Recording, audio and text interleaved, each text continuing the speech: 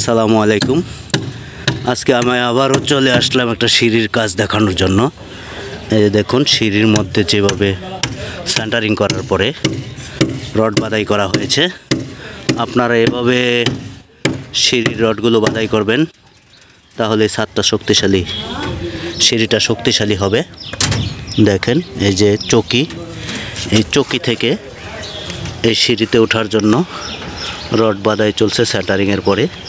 এটা সিঁড়িটা হচ্ছে, মনির ভাই সিঁড়িটা কি 4 ফিট না? 4 ফিট। এই সিঁড়িটা হচ্ছে, সিঁড়ির প্রস্থটা হচ্ছে 4 ফিট। 4 ফিট সিঁড়ির মধ্যে আমি আপনাদেরকে চকিটা দেখাবো একটু, উপরের চকিটা কেমন করে রড বাঁধলো। আল্লাহ, এটা কয়টা ধাপ হবে? 8টা না? 8টা ধাপ হবে। দেখেন, এই দেখুন, চকির মধ্যে 2টা জাল বাঁধা হয়েছে।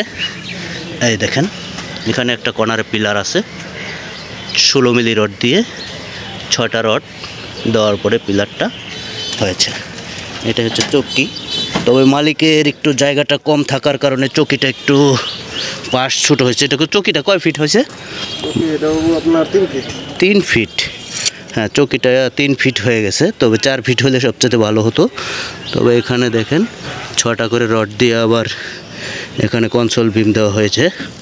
ভীম, এই এটা অর্ধেক পর্যন্ত সিঁড়ি আর কি, অর্ধেক তলা পর্যন্ত। এরপরে আবার আরেকটা এখানে সিঁড়ি হবে, এটা এই করে রড দিয়ে রাখছে, মাঝখানে আবার হবে। এখানে 8টা ধাপে এই সিঁড়িটা অর্ধেক পর্যন্ত উঠবে।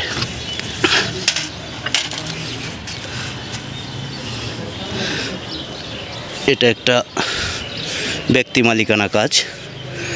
আপনারা এটা দেখে একটু অভিজ্ঞতা নিতে পারেন। মালিক সব কিছু দিয়ে এভাবে ভালো করে কাজ করার চেষ্টা করতেছে। মিস্ত্রিও খুব অভিজ্ঞ। এই যে ইনি হচ্ছে মিস্ত্রি, নাম হচ্ছে মনির ভাই।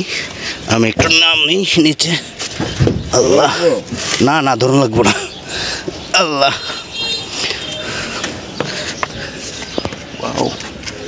লঙ্গি বাজে গেছে গা। পরবর্তী ভিডিও দেখার জন্য আমার চ্যানেলটা সাবস্ক্রাইব করে রাখবেন। এই ভিডিওটা পরে ঢালাইয়ের সময় আমি আবার দেখাবো। এই যে একটা নতুন ছাদ, এটা 3 তলার সিঁড়ি হচ্ছে। এটা 2 তলা হয়ে গেছে, 2 তলার ছাদ হয়ে গেছে।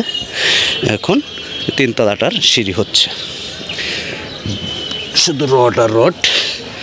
এই দেখেন, এখানে কনসোল বিম দেওয়া আছে। তবে চকিটা একটু ছোটো হয়েছে, 3 ফিট।